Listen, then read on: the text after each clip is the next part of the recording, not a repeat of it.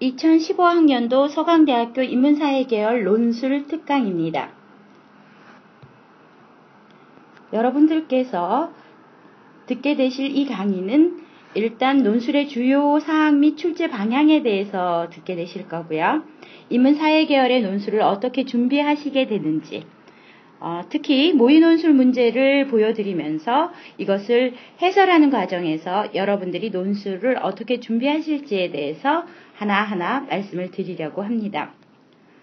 서강대학교 인문사회계열 논술은 크게 두 문제가 제출되고요.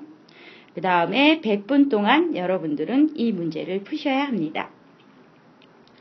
여기서 중요한 사안은 분량이에요. 800에서 900자의 문제가 두 문제 출제된다는 사실.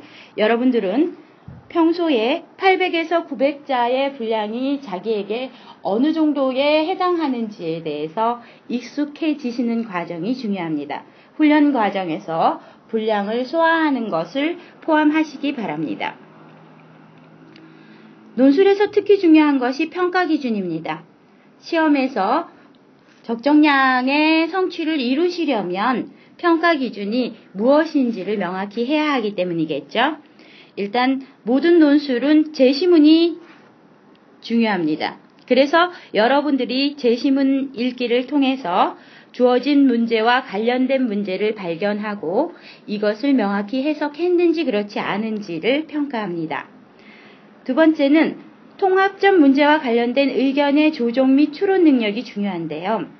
여러분들에게 제시되는 제시문은 하나의 문제에 대해서 다양하게 제시된 유형들에서 의견들을 조정하여 공통된 가치를 추론하는 과정이 논술이기 때문이지요.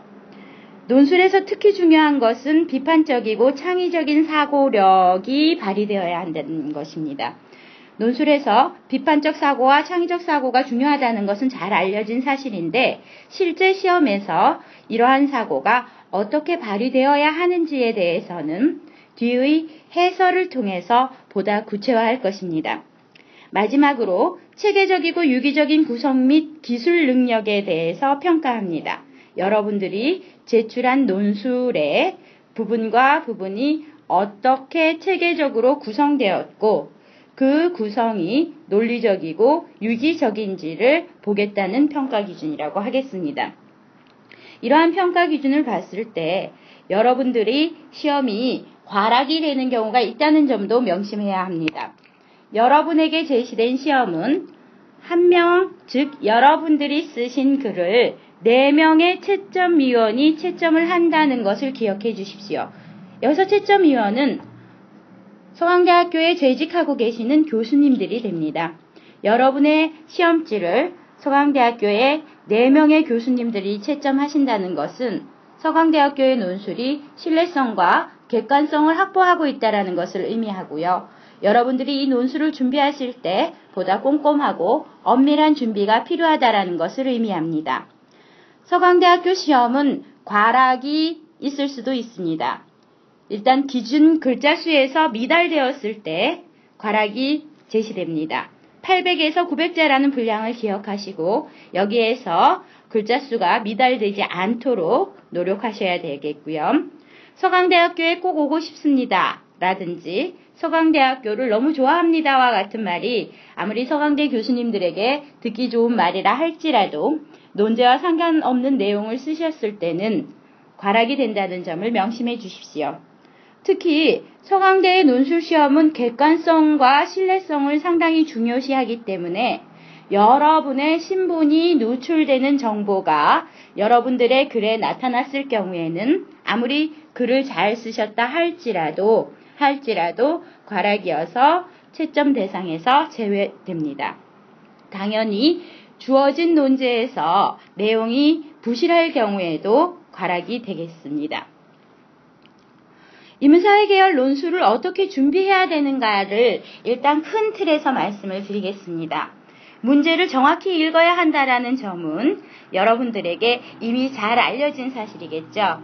그런데도 저희가 여기서 다시 한번 강조를 하는 이유는 논술에서 문제를 정확히 읽는 것이 그만큼 중요하기 때문입니다. 둘째, 제시문의 논리적 연관관계를 정확하게 파악해야 한다. 여러분들께서 평가 기준을 보셨을 때 유기성과 구조적 완결성이 중요하다라는 것을 보셨어요. 그렇다면 그 부분과 부분의 논리적 연관성이 얼마나 중요한가를 알 수가 있겠죠. 그래서 제시문에서의 관계를 읽는 힘을 기르시길 바랍니다. 셋째는 제시문을 통해서 논거를 이끌어내고 그리고 자신이 축적한 논거들이라는 것은 여러분들이 고등학교 과정을 통해서 배우게 된 다양한 지식이라고 생각하시면 됩니다. 그것을 제시문에서 이끌어낸 논거와 그 다음에 평소의 논거들을 융합하여서 새로운 사유를 추론한다라고 되어 있는데요. 이러한 새로운 사유라는 것은 논거에서 요구하는 사항과 관련된 깊이 있는 사고를 이끌어낸다고 생각하시면 됩니다. 논술은 합당한 근거가 있는지 없는지를 판단하는 글이기 때문에 여러분들이 어떤 주장이 있을 때 내가 제시하고 있는 근거들이 무엇인지 명확히 나타나야 하고 그 근거와 주장 사이의 관계를 제대로 반영했는지 그렇지 않은지를 반성하는 글쓰기를 하셔야 합니다. 앞서서 말씀드린 1, 2, 3, 4를 제대로 하려면 핵심 아이디어와 키워드를 활용하는 것이 중요한데요. 이 핵심 아이디어와 키워드라는 것이 1에서 4번까지의 요소에 어떻게 기여하는지는 실제 문제의 해설을 통해서 확인하도록 하겠습니다. 효율적인 개요를 작성한다. 아주 많은 학생들이 논술 시험 시간이 100분밖에 안 되는데 그동안에 어떻게 개요를 효율적으로 작성할 수 있는지에 대해서 질문을 제기하시는 분들이 많습니다. 논술의 개요는 논제, 즉 주어진 문제와 아주 긴밀하게 관련되는데요. 역시 해설 단계에서 논술의 개요라는 것이 무엇인지에 대해서 자세하게 설명드릴 것입니다. 긴 논술의 경우 인상적으로 서론을 쓰고 짧은 논술의 경우 본론부터 쓴다고 생각하는 것이 좋다. 그렇다면 800에서 900자라는 것은 짧은 논술에 해당합니다. 짧은 논술의 경우에는 본론부터 쓴다고 생각하는 것이 좋다 하는데요. 아주 많은 학생들이 본론부터 쓴다고 생각하는 것이 좋다라는 것이 무슨 뜻이냐고 질문하는 경우가 많습니다. 이렇게 생각하시면 됩니다. 논제에서 주어진 사항을 별도의 배경이나 일반적인 사항을 미리 깔지 않고 논거에서 주어진 사항을 바로 시작한다고 생각하시면 됩니다. 예를 들어서 가와 나의 공통점에 대해서 말하고 라고 논제에서 말해줬다면 여러분들은 거기에 대한 별도의 부연사항 없이 가와 나의 공통점은 이렇게 시작해도 괜찮다라는 말입니다. 알맹이가 분명하고 내용을 탄탄한 본론을 쓴 다음에 자기의 주장을 명확히 하는 결론을 쓴다. 여기서 자기의 주장을 명확히 한다는 것은 강조하고 정리한다라는 것을 의미합니다. 화려한 미사여구는 노라고 되어 있는데요. 논술은 객관적이고 명료한 글이지 아름다움을 추구하는 문학적인 글과는 조금 다른 영역인 것입니다. 글의 구성력을 제고하고 어문 규정 및 분량을 준수한다. 구조를 보고 그 다음에 맞춤법과 띄어쓰기를 잘 지킨다라는 의미가 되겠는데요. 지금까지 말씀드린 9가지의 사안에 대해서 실제로 주어진 논술을 통해서 차근차근 훈련해 가기로 합시다. 앞서서 우리는 논술에서 가장 중요한 점으로 문항을 제대로 읽어야 한다라는 것을 본 바 있어요. 그것이 실제 문항에서 왜 중요한지를 훈련하기로 합시다. 일단 문항 1번 보시면 다의 두 입장을 가와 나의 관점에서 대비하고 이를 바탕으로 라의 쟁점에 대한 자신의 견해를 논술하라 라고 되어 있습니다. 일단 이 문항을 크게 두 가지로 나누면 다의 두 입장을 가와 나의 관점에서 대비하는 것일 거고요. 그리고 나의 쟁점에 대한 자기의 견해를 논술하는 것이 되겠죠. 그런데 이 문항은 여러분에게 많은 정보를 제공합니다. 일단 보십시오. 다의 두 입장이라는 말은 여러분들한테 어떤 정보를 제공하느냐 하면은 다 자체의 정보가 두 개 있으며 이것은 서로 대조될 가능성이 있다라는 걸 보여줍니다. 그리고 가와 나의 관점에서 대비하라는 정보는 그것이 각각 어느 항에 해당하든 간에 다에서 보여준 항과 연결되는 내용이 가와 나에 나타난다는 것이 되겠죠. 여기서 주목해야 할 사항은 다의 두 입장이 바탕이 되며 그리고 가와 나에서 제공되는 말들은 다에서 사용하는 용어로 풀어져야 한다는 것을 함의합니다. 결국 여러분들이 문항 자체를 읽는 것을 통해서 두 가지의 힌트를 얻을 수 있습니다. 첫 번째는 뭐냐 하면은 아직 읽지 않은 제시문들이 어떤 질서로 구조화되어 있는지에 대한 힌트를 얻을 수 있고요. 두 번째로 이 문항은 앞으로 읽어야 할 제시문들 중에서 보다 더 중요한 제시문은 무엇이고 나머지 제시문들을 어떤 방식으로 활용해야 하는지를 이미 이 문항에서 여러분들한테 말하고 있다는 점을 아셔야 한다는 점이죠. 즉, 다의 두 입장을 바탕으로 라의 쟁점을 자신의 견해로 논술을 하는데 이 다의 입장은 뭐와 관련된다? 가의 입장, 나의 입장과 관련된다라는 점을 여러분들이 아셔야 한다는 거죠. 그 다음에 제시문을 보도록 하겠습니다. 일단 문항을 위에다가 지속적으로 보여준 이유는 뭘까요? 지금 현재 이것은 슬라이드이기 때문에 문항을 전체로 다 볼 수 없지만 여러분들이 실제 논술 시험에서는 이 문항과 제시문이 한 페이지에 함께 나와 있습니다. 여러분들이 문항을 보면서 그 관계를 통해서 제시문을 읽어야 한다는 점을 보여드리는 것입니다. 이건 아주 중요한 얘기입니다. 논술은 부분과 부분의 관계, 내용과 내용의 관계를 여러분들이 읽을 수 있는가 그렇지 않은가를 확인하고 싶어 하는 거고요.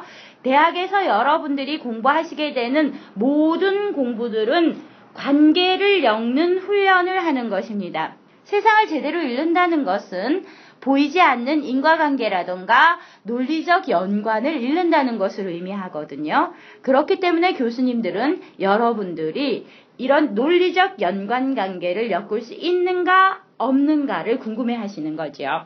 일단 가를 봅시다.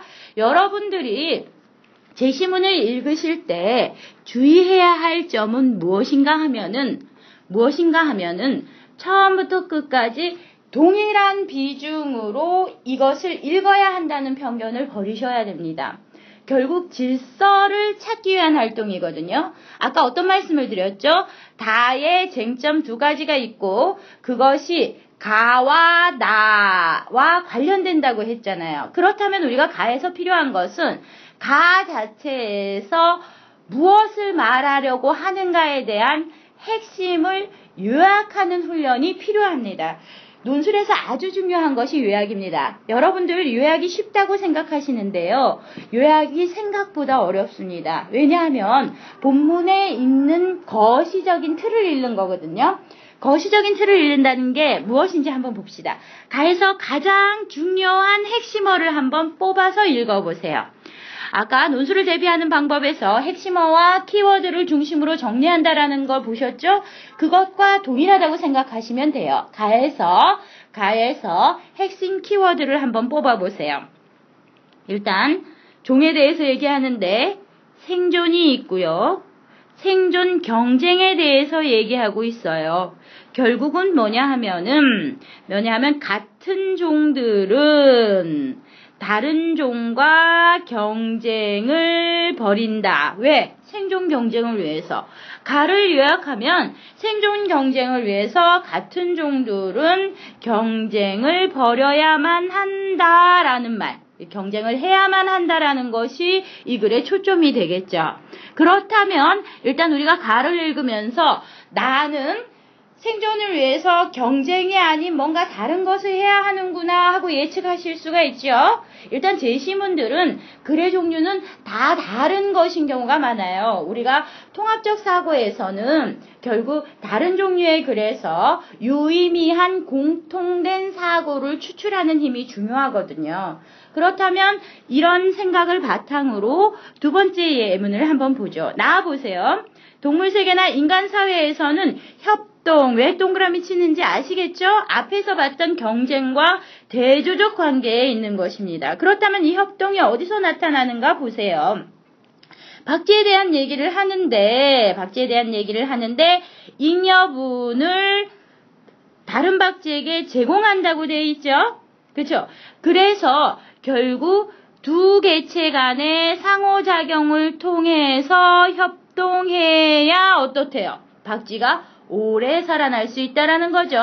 결국 여러분들이 나를 읽을 때 자꾸 단위나 문장 단위로 꼼꼼하게 읽는다고만 생각하셔서는 가와 나를 이루는 대조적인 질서를 제대로 읽을 수 없을 뿐만 아니라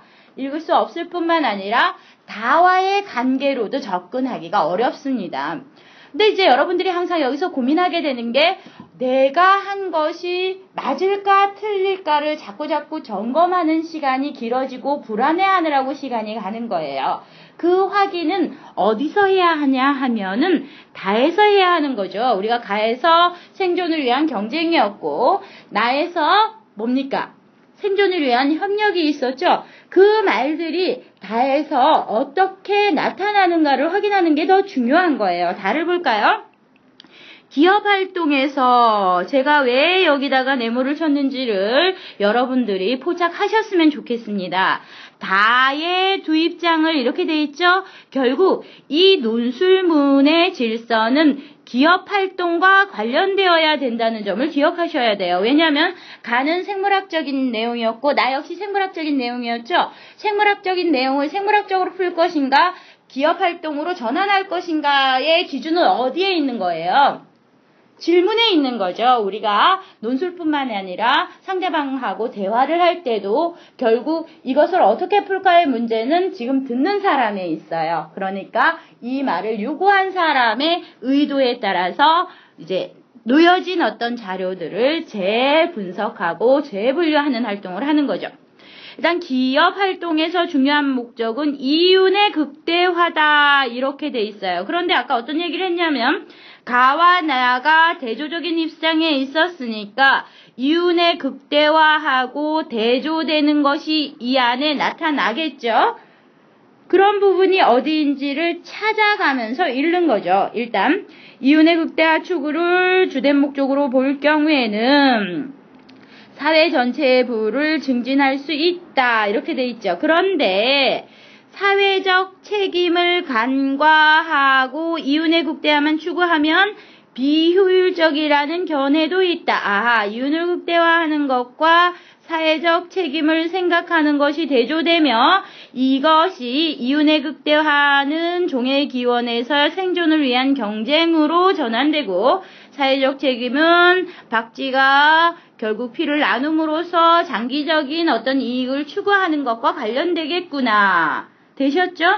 결국은 논술을 위한 읽기는 주어진 논제를 중심으로 제시문 간의 질서를 파악하는 활동이라는 걸 기억하셔야 되고요.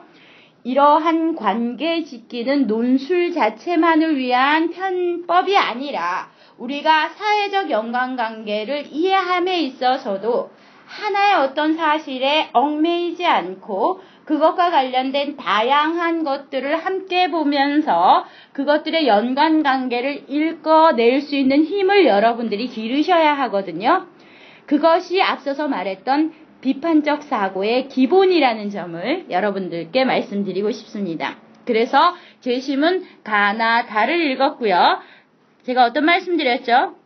가나 다를 읽고는 이것을 토대로 뒤에 나오는 제시문을 예측하라고 했죠. 그 예측이 아주 오래 걸릴 필요가 없습니다. 라는 당연히 기업 활동과 관련된 내용이 나올 것이고 사회적 책임과 이윤의 극대화와 관련된 내용이 나오겠죠. 그 다음 제시문을 보면 바로 우리가 라에서 사용자와 근로자의 논의이며 그렇죠? 이 속에서 이윤의 극대화를 통해서 전체 부를 증대할 수 있다는 논의가 나오고 사회적 책임을 간과해서는 안 됩니다라는 얘기들이 나오겠죠. 결국 이것을 통해서 마지막으로 여러분이 해야 할 것은 이 쟁점에 대해서 자신의 견해를 논의해라. 그러면 여러분들은 어떤 점에 주목해야 된다고 생각하는지 그리고 그 근거는 무엇을 토대로 한 것인지를 서술하는 것이 이 문항 1번이라고 생각하시면 됩니다. 그래서 결국은 조세희의 난장이가 쏘아올린 작은 공이라는 소설을 다에서 나타나는 경제학적인 어떤 입장을 기반으로 여기에 나타나는 어떤 입장을 이제 더 타당하다고 생각하는 것을 여러분들이 골라내고 그것을 논리적으로 증명하는 것이 이 논술문이 되는 거죠. 그렇다면 지금까지 문제를 읽으면서 여러분들에게 말씀드렸던 것을 정리한다고 생각하시고 후반부를 따라오시면 됩니다. 일단 우선 답안은 논제와 제시문을 제대로 이해하는 것에서 시작된다. 이 단계에서 여러분들이 맨 처음에 이 말을 들었을 때 하고 지금 하고 느낌이 다르실 거예요. 아하, 우수답안은 논제와 제시문을 이해하는 것으로부터 시작하는구나. 우수답안이니까 결국 글 자체가 이 구조로 이루어지는 것이 필요하다라는 것을 기억하시고요. 논술의 완성도는 개요에서 만들어진다 할 때 이 개요라는 것이 어떻게 구성되는지를 좀 이따 말씀드릴 거고요. 논술의 주요 유형이 되어 있는데 지금 우리는 문항 1번을 봤잖아요. 그 문항 1번에 사실은 다양한 유형이 포함되어 있습니다. 그러면 거기에 관여된 요인이 무엇인지를 볼 거고요. 언어 규범과 원고지 사용법에 대해서는 맨 마지막에 우리가 논제를 2개를 다 본 이후에 구체적으로 말씀을 드릴 것입니다.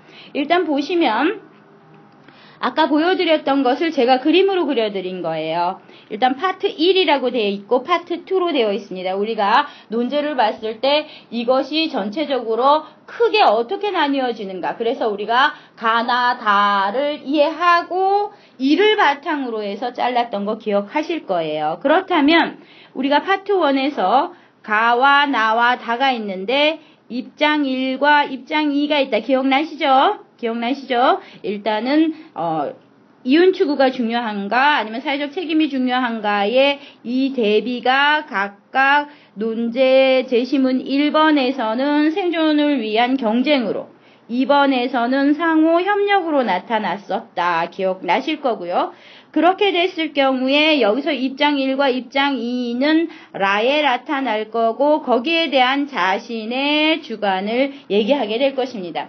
그러니까 결국은 이 논제를 통해서 우리가 이 문제가 의미하는 바에 대해서 이것이 여러분들의 머릿속에 구조적으로 예측이 되지는 활동이 중요해요. 여러분이 직접적으로 그림을 그리지 않더라도 이런 식의 어떤 항목이라던가 이런 것들이 떠오르는 것이 중요합니다. 그래서 제시문을 읽어가면서 이것을 메꿔가는 거죠. 이윤의 극대화, 사회적 책임, 그리고 경쟁을 통한 생존, 협력을 통한 상생, 요런 말들을 통해서 이것이 핵심 키워드를 활용하는 거죠. 그렇게 되면 라에서 근로자의 논의와 사용자의 논의가 나올 것이고 이것을 모두 적용해서 여러분들의 견해를 쓰게 되는데 요거 자체에서 일단 여러분들이 후반부를 이해하시려면 자신의 견해를 어떻게 하셔야 됩니까? 결정하셔야 되겠죠? 그렇게 됐을 때 개요를 어떻게 작성하는지 이런 것부터 말씀을 드리도록 하겠습니다. 일단 개요라는 것은요, 글의 설계도예요. 글의 설계도고, 그래서 이 설계를 얼만큼 잘하느냐가 여러분들의 글의 성패를 결정하는데요. 사실은 논술이라는 것은 100분 동안 2문제를 풀어야 하는 거죠. 아주 시간이 짧단 말이에요. 그렇기 때문에 여러분들이 작성해야 하는 개요는 주로 논제를 통해서, 그러니까 주어진 문항을 제가 논제라는 말을 사용하고 있는데요. 논제를 통해서 전체를 구획할 수가 있어요. 예를 들어서 일단 자기의 중심 생각을 구분하고 그 중심 생각을 모아낸 단위가 사실은 단락이거든요. 그렇게 되면은 단락을 중심으로 여러분들이 개요를 작성할 때 어떤 방식으로 논제와 관련시키는지를 한번 보죠. 일단 제가 3개로 나뉘었죠. 다의 두 입장을 가와 나의 관점에서 대비하고, 이를 바탕으로 라의 쟁점이 뭔지가 나와야 되겠죠. 자신의 견해를 논술하라. 이렇게 된다면 여러분들이 1단락에서 다의 입장을 가나에서 대비하고 쟁점을 간단하게든 기술을 하고 자기의 견해를 논술하겠다. 이것이 가장 간단한 개요가 될 것입니다. 그런데 지금 같은 경우에는 대비하고 쟁점을 논의하고 논술한다 이런 것들이 구체화되어 있지 않기 때문에 요 단위들에다가 여러분들이 키워드를 삽입하는 활동들을 할 필요가 있어요. 그렇게 되면 보다 구체화된 개요가 작성이 되겠죠. 그런 것들을 훈련을 해보면, 일단 2번 같은 경우에는 분량을 고려할 때 우리가 800에서 900자에 대한 감을 익히자 그랬었잖아요. 만약에 이와 같은 개요로 쓴다면 여러분들의 문장이 60자일 수도 있고 70자일 수도 있어요. 평균 한 65자 내지 70자가 나온다고 이제 대체로 밝혀져 있는데요. 그렇다고 쳤을 때 다의 입장을 가나의 관점에서 대비하라를 4에서 5문장이 된다면 46의 24에서 240자에서 300자 정도의 분량을 이 첫 번째 단락에 하려 하는 거죠. 그리고 그걸 중심으로 라의 쟁점을 기술한다라는 것 역시 4에서 5문장. 이럴 때 라에서 사용되는 사용자와 근로자의 논의를 다에서 사용한 용어로 풀어가는 과정이나 이런 것들을 4에서 5문장으로 어떻게 풀어갈 것인가를 작전을 짜고, 자기의 견해를 4에서 5문장 정도 하겠다. 이것 역시 개요에 해당한다고 할 수가 있습니다. 그런데 이것 역시 앞서서 말씀드렸듯이 핵심 키워드는 명확하게 나타나 있지 않죠. 키워드를 한번 넣어보기로 하죠. 일단 1단락에서 가와 나의 용어를 지금 현재 다에서 사용한 기업 용어로 바꾸고 있고, 그것을 대조하는 방식으로 나타내고, 그 다음에 기업활동 현장, 왜냐하면 라에서 기업활동 현장에 대해서 나오고 있으니까요. 사용자와 근로자의 논의들이 나오고 그거 자체를 대조할 수도 있을 것이고요. 단락 3에서는 여러분들의 견해를 선정을 하고 거기에 대한 근거가 나와야 될 것입니다. 그 근거가 위에서 긴밀한 연관관계를 가지고 이제 나올 수 있다면 좋을 것이고, 명심하셔야 될 것은 뭐냐면 자기가 어떤 입장을 취하던 간에 그 반대되는 것보다 자기 것이 더 타당하다라는 어떤 근거들을 추출할 수 있어야 한다는 점입니다.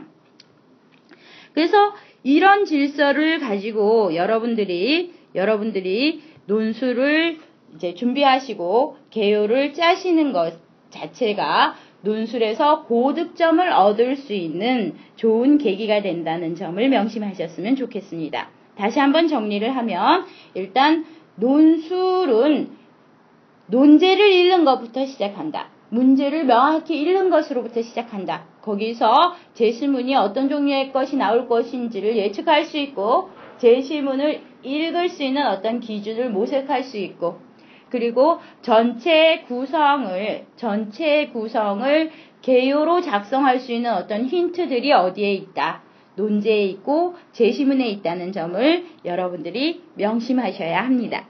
지금부터는 앞서 논의한 문항 1번에 어떤 어떤 예시 답안이 나올 수 있고 그러한 글은 어떤 평점을 받을 수 있는지에 대해서 논의를 하려고 합니다. 무엇을 하시던 간에 여러분들이 의도와 목적을 읽는 것이 상당히 중요합니다. 왜냐하면 의사소통 행위는 어떤 목적이 있고 그 목적에 부합하는 행동을 하는 활동을 의미하기 때문입니다. 그래서 의도와 목적을 제대로 읽었을 때 여러분들이 원하는 바를 성취할 수 있게 되거든요. 그렇다면 지금부터는 이 문항을 출제한 의도가 무엇일까에 대해서 알아보기로 합시다. 일단 이 문항에서 교수님들이 요구하는 바는 여러분들이 중등교육과정에서 중요하게 생각하고 있는 가치라던가 이런 것들을 어째 실제 제시문에다가 적용할 수 있는가 그렇지 않은가를 확인하고 싶으신 겁니다. 아까 얘기했을 때 생물학적인 생존을 위한 경쟁이라던가 박쥐의 어떤 행동 이런 것들은 아주 생물학적인 것인데요. 그러한 사안 자체를 경제학적인 어떤 원리로 풀어내고 그것을 전혀 다른 장르의 소설 속에 나타나는 실제 사실과 연관 지었을 때 이러한 것에서 여러분들이 가지는 어떤 가치를 추출해내고 그것을 타당하게 기술해낼 수 있는가를 확인하고 싶으신 거죠. 그래서 실제로 논술에서 제시되고 있는 가치들은 그렇게 어려운 것이 아닙니다. 많은 학생들이 이런 것을 상당히 어렵다고 생각하는데요. 어렵다고 생각하는 이유는 실제로 가치를 추출하는 활동을 연습하지 않아서지 이 활동 자체가 어렵기 때문은 아니에요. 일단 채점 등급, 앞서서 봤던 채점 기준에 따라서 어떤 글이 높은 점수를 받는지를 알아보는 게 좋겠네요. 제시문에 대해서 정확하게 이해할 것, 결국 제시문에 대해서 정확히 이해하지 하는가 그렇지 않은가가 아주 중요한 요건을 차지하죠. 제가 지금 친 곳을 보시면 정확하게 이해한 것이 높은 등급을 받고 그 다음에 부분적으로 이해한 것은 낮은 점수를 받으며 의도를 이해하지 못한 것은 당연히 최하의 점수를 받을 수밖에 없겠죠. 결국은 제시문을 이해했는가 그렇지 않은가가 아주 중요하다는 사실이 채점 등급에서도 나타나고요. 그 다음에 출제 의도에 부합하는 개요. 이 말이 아주 중요합니다. 제가 그런 얘기를 했었죠. 논항, 즉 문제 자체에 이미 개요를 추출할 수 있는 어떤 존재들이 있다라는 얘기를 했어요. 그거에 따라서 내용을 구성하였는가 그렇지 않은가가 중요합니다. 하였으나 이렇게 돼 있고요. 구성이라고 보기 어렵고 구성이 아니며 이렇게 돼서 그것에 따라 등급이 낮아져 가고 있다는 걸 여러분이 확인하실 수 있을 거예요. 그 다음에 보시면 가나의 논지를 활용해야 되겠죠. 당연히 활용해야 될 거고 못했을 경우에는 낮은 등급이고 그것보다 더 중요한 것은 뭐냐면 라의 자신의 견해를 적극적이고 타당하게 밝혀야 된다라는 거. 견해를 타당하게 밝혔다, 소극적으로 밝혔다, 자신의 견해를 소극적으로 밝히면 안 된다. 결국 여기서 포인트가 되는 것은 적극적으로, 그렇죠? 이런 것들은 지금 여기서 다에 대한 논의가 안 나왔는데요. 그런 이유는 뭐냐면 라를 풀어감에 있어서 다의 어떤 용어들을 활용해야 하는 것이 여기에 이미 다 포함되어 있기 때문에 다에 대한 논의가 나오지 않은 것입니다. 실제 예문을 한번 보기로 하죠. 여러분들께서 이 수험생 답안을 꼼꼼하게 한 번쯤은 읽어보셨으면 좋겠어요. 여기서 중요한 것은 이것이 무엇이 잘못됐다라는 것을 추출하기 위해서 읽어보라는 것이 아니라 여러분의 논술에 나타날 수 있는 문제사항이 이 글에서도 나타날 수 있다라는 점을 여러분들이 아셔야 된다라는 거죠. 그러면 이제 일단 보면 다에서는 이렇게 시작하고 있죠. 여러분들이 주목하셔야 될 것은 지금 논의하고 있는 사안이 문항과 긴밀하게 관련되어야 한다는 점이죠. 그래서 다에서는 기업의 활동이 전제돼야 된다 했고, 다가 나타났다라는 점에서는 적극적으로 들어간 것이 좋고요. 사회적 책임과 그 다음에 이윤을 추구하는 두 가지 행태가 나타났다는 점에서는 논제의 질서를 이해하고 있죠. 그 점에서 중요합니다. 그런데 우선 이윤의 극대화를 주장하는 이유는 양적인 부의 상승과 생각하고 있기 때문이고, 사회적 책임을 다했을 때는 기업 활동에 플러스가 되고 있다고 주장한다라는 논의를 했다는 점 자체는 나쁘지가 않습니다. 그런데 문제는 뭐냐면 이렇게 기억으로 언급된 것 자체가 지금 현재 다에 있는 용어와 긴밀하게 연관되지 않고, 라와도 긴밀하게 연관되지 않고, 이것 자체가 자기의 배경 지식을 피력하는 데만 활용하게 될 경우에는 어떤 반응을 얻게 되냐면, 이것이 본론과 긴밀한 관련이 있나? 이런 문제 제기를 받게 되는 거예요. 그러니까 여러분들이 어떤 생각을 할 때 그 생각이 여기에 나타내도 좋은가 그렇지 않은가를 판단하는 기준은 뭐냐 하면, 지금 이 내용을 논제와 관련 지어서 연관시키고 있는가 그렇지 않은가, 이게 필요한가 그렇지 않은가에 대한 판단이 꼭 들어있어야 된다는 거죠. 그래서 이것이 이 배경 지식 자체가 멋지고 훌륭한 것처럼 보이지만 배경 지식의 과시처럼 제시되지 않도록 유념하셨으면 좋겠습니다. 그 다음에 이윤 극대화를 추구하는 것은 앞서 이윤의 극대화에 대해서 아주 장황하게 얘기했기 때문에 또다시 이윤의 극대화가 나오게 될 경우에는 이것이 좀 이쪽 부분이 과장되거나 분량이 중복되는 어떤 일들이 벌어지고 있다는 점을 기억하셔야 되고요.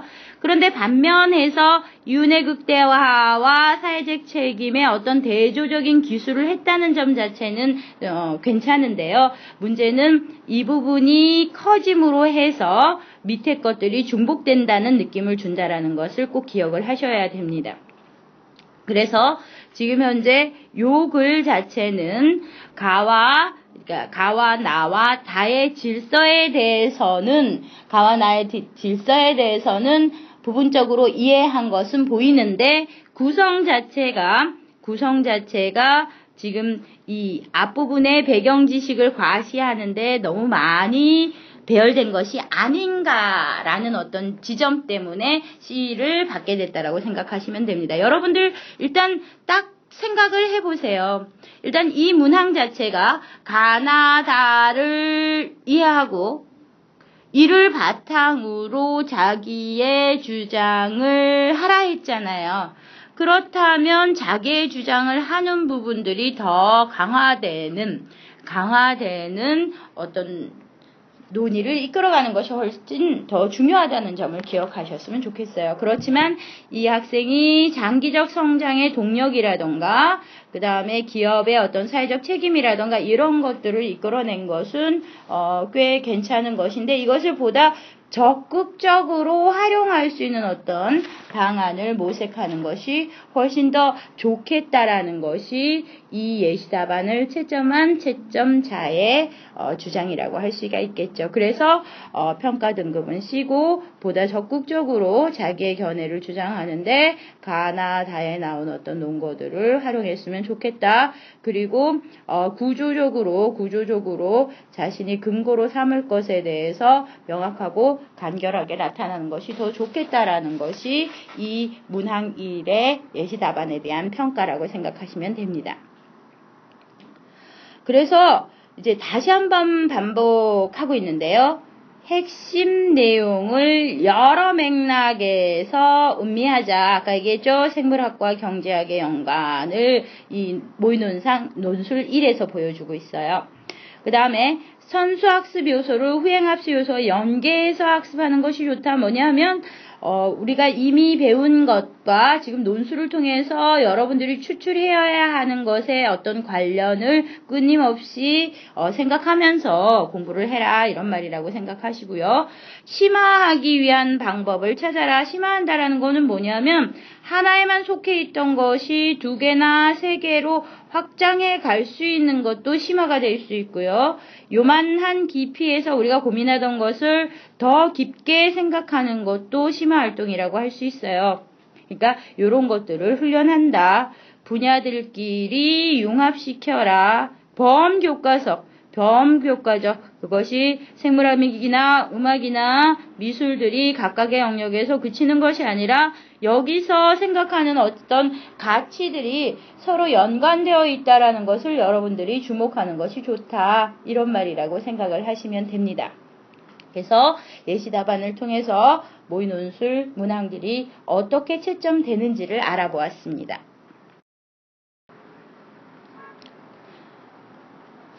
그러면 문항 2번을 통해서 앞서 배웠던 것을 정리하고 연습하면서 새로운 문제 유형을 살펴보기로 합시다. 문항 2번 보죠. 앞서서 제가 어떤 말씀을 드렸죠? 일단 논술을 하는데 가장 중요한 것은 논제, 그러니까 주어진 문제를 잘 이해하는 데 있다고 했죠. 결국 문항을 이해하는 것은 앞으로 제시문을 어떤 방식으로 읽을 것인가에 대한 방법론을 추출하는 동시에 여러분이 써야 하는 논술문에 어떤 내용이 들어 있어야 하는가를 점검하는 과정이라고 했어요. 일단 보시죠. 가마의 논거를 활용하여. 그럼 우리 어떻게 되는 걸 알 수 있죠? 가와 마는 뭐가 된다? 논거가 된다. 그러니까 결국 우리가 구체적으로 서술해야 하는 것은 아래 것이고 가와 마에서 우리가 읽어서 추출할 수 있는 정보들은 바와 사를 논의하는 데 있어서의 어떤 논거가 되는구나. 이렇게 이해하실 수가 있을 거예요. 그리고 난 다음에 바사에 나타난 19세기 말 세계화의 추이의 공통 특징을 논하라 이렇게 돼 있네요. 그러니까 여러분의 논술문은 19세기 말 세계화 추이의 공통 특징을 논하는 것이고 그것을 추출하기 위해서 바와 사를 보아야 하며 그것을 논의하는 데 있어서 논거는 뭐가 된다? 앞서서 본 가마가 된다라는 사실을 우리가 이 문항 2를 해석하면서 알 수 있게 되는 거죠. 그러니까 여러분들이 제시문을 읽는 방향이라던가 비중이라던가 위계 등급이라고 하죠. 위계는 논항을 통해서 확인할 수 있다라는 사실을 알 수가 있어요. 그러면 이러한 어떤 예측을 또는 방법을 통해서 실제적인 예문을 읽어보기로 하죠. 여러분들이 제시문을 읽는 방식은 여기서 가장 중요하게 논의하고 있는 것이 무엇인가를 확인하는 데 있어요. 일단 가를 봅시다. 국제거래 확대와 세계시장은 하나로 통합되고 있다. 우리 주목하셔야 할 점, 세계화라는 것이 여러분이 써야 하는 논술문의 핵심어라는 거 아시죠? 그럴 때 가는 어떤 역할을 하는지 보세요. 가는 하나로 통합된다라는 것 자체가 일단 세계화와 관련된다라는 걸 여러분이 아시면 좋겠고요. 여기서 뭐가 나타나 있어요? 정의가 나타나 있죠. 결국 여러분은 가에서는 뭐가 나타나 있구나. 세계화에 정의가 나타나 있구나. 그래서 저희가 지속적으로 어떤 말씀 드렸냐면 여러분들이 중학교, 고등학교 과정에서 배웠던 다양한 지식이나 가치에 대해서 여러분이 얼마나 제대로 이해하고 있는가가 대학 논술의 기본이라는 말씀 꾸준히 드렸어요. 그것을 이해하시고 나를 읽어보죠. 나 역시 마찬가지입니다. 일단 가마는 논거가 된다 그랬어요. 그러니까 최초로 읽을 때는 핵심어와 키워드를 중심으로 전체 틀을 이해하고 뒤에 나오는 것을 해석할 때 다시 점검하는 과정을 거쳐야 한다는 점 이해하셨으면 좋겠어요. 세계화는 어떤 혜택을 주는가? 가에는 없는데 나에만 나타난 정보를 뽑아서 동그라미를 치거나 네모를 치거나 그것을 확인하는 과정이 중요합니다. 이런 과정이 사실은 요약이에요. 논술을 하는데 가장 중요한 활동이 요약 활동입니다. 그래서 이 요약 활동을 남에게 맡기지 마시고 스스로 키워드를 중심으로 요약하는 훈련을 하세요. 여기서 사고가 발전합니다. 일단 모두에게 혜택을 주는가 이랬다면 일단 우리는 뭘 예측할 수 있어요? 모두에게 혜택을 주지 않을 수도 있구나 하는 거를 예측하실 수 있죠? 이 예측을 토대로 밑에를 보세요. 증대시켜준다는 견해도 있지만 반대로 나왔죠? 그러면 증대시켜주는 거는 뭐냐 하면은 선진국의 대형 유통업체가 낮은 가격으로 공급을 하는데 그 영세상인의 시장은 도태될 수 있고 또 숙련되지 않은 근로자들이 선진국에 진출하게 되면 임금이 낮아질 수 있고 이민을 배출한 나라의 임금은 상승한다. 보세요. 혜택에 대해서 얘기하고 노동자들의 임금, 그 다음에 시장에서의 도태 이런 것들에 대해서 말하고 있구나. 그래서 여러분들이 제시문을 읽으실 때 읽고 난 다음에 여러분이 제시문을 읽은 결과를 한번 들여다보세요. 자신이 선택해내온 키워드들이 이 예문 전체를 이해하는데 도움을 주는가 그렇지 않은가. 사실은 요약을 제대로 한다는 것은 제시문을 제대로 이해하고 있는지 그렇지 않은지를 보여주는 지표거든요. 그렇기 때문에 여러분들이 다 읽고 난 다음에 자기 활동을 점검하는 활동을 지속적으로 하는 것이 중요합니다. 다음 예문 보죠. 아까 뭐라 그랬죠? 앞에서는 나왔는데 뒤에서는 나오지 않은 새로운 정보를 중심으로 핵심 키워드를 찾아서 전체 틀을 이해한다.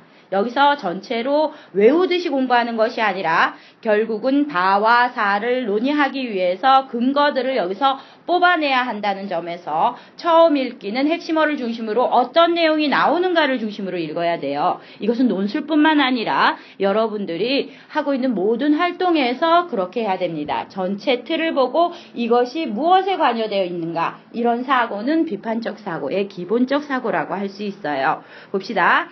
시장통합의 역사는, 시장통합이라는 것이 세계화에 해당한다는 얘기를 했었죠. 역사에 대한 얘기가 나오겠네요. 그러면서 19세기 후반에는 여기다 제가 왜 줄을 쳤는지 여러분들이 이해하셨으면 좋겠어요. 왜?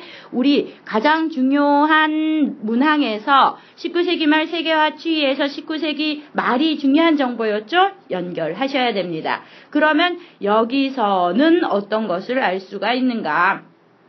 증기선의 발전이나 운영비 절감을 시킨 요인이었고 교통통신의 발달도 중요하다. 여기에는 제가 여러분들한테 말씀드리고 싶은 것은요. 제시문이 있을 때 제시문 속에서 가장 중요한 부분을 선정하고 여러분들이 그것을 찾아가는 활동이 중요해요. 여기서 통신의 발달이 여기에 뭔가 주요 정보들이 있을 것 같은 느낌이 들죠? 무역 정책뿐만 아니라 뭐래요? 세계 무역이 이루어질 수 있는 환경이 처음 나왔죠? 19세기 말에 정착되었다는 것이다. 그래서 우리가 정리해보세요. 가에서는 어떤 게 나왔어요? 세계화의 정의가 이루어졌고요. 나에서는 이 세계화의 혜택이 어디에 긍정적으로 어디에 부정적으로. 다에서는 지금 무슨 얘기를 하고 있냐면 시장통합의 역사를 통해서 세계무역이 이루어질 안전한 환경이 이루어졌는데 이거 자체가 단지 무역뿐만 아니라 광범위한 법적, 관습적 장치까지도 포괄하는 것이다. 제가 지금 읽을 때 이 제시문 자체를 샅샅이 들여다보는 것이 아니라 논항과 연관시키고 앞서서 봤던 가와 나의 관계를 연관시킨다는 것이 보이시죠? 정보는 이렇게 서로 연계해서 통합적으로 살펴보는 것이 중요합니다. 다음 항 볼까요? 봅시다. 똑같은 방식이에요. 앞서 나온 정보를 여러분들이 네모나 동그라미를 통해서 요약해 놓은 것을 토대로 결국 라에서 나타나는 새로운 정보는 무엇인가를 중심으로 봤더니 대량 이민 얘기가 나오고 있네요. 이것이 얼핏 나타났던 것이 어디인지 여러분들이 예측되면 좋겠어요. 우리가 제시문 나에서 나에서 노동 이동 문제가 밑에 살짝 나왔던 것하고 연관을 시킬 수가 있어요. 그러면서 결국은 친이민과 구이민 얘기를 하면서 결국 시장통합에서 이민 문제가 나타나고 있구나 됐죠? 결국은 광의의 경제적 기회라는 건 뭐냐 하면 이전에는 하나에 국한된 공간적으로 국한됐던 것들이 더 넓어져서 이민이 일어나게 됐다라는 점이 여기서 나타나는 거 보이시죠? 그죠? 일단 다음으로 넘어가면서 또 연계를 시켜봅시다. 방법론 이제 이해하셨을 거예요. 노동의 이동, 앞서서 나온 얘기네요. 다양하였지만 했으니까 거기에 대해서 길게 얘기하지 않고 뒤에 정보가 더 중요하겠죠. 결국은 흡인 요인보다 이끌어들이는 요인보다 배출 요인 바깥으로 나가게 하는 요인이 중요했던 것으로 보인다 하면서 비숙련 노동 인구가 증가했고 그 다음에 구조적 실험 문제가 나오고 있군요. 그러니까 결국은 마에서는 이 노동 이동의 원인에 관심을 가지고 있구나. 이렇게 되면 라하고 마가 연계돼서 무엇을 더 강조하고 있는가가 차이가 난다는 점을 이해하실 수가 있을 거예요.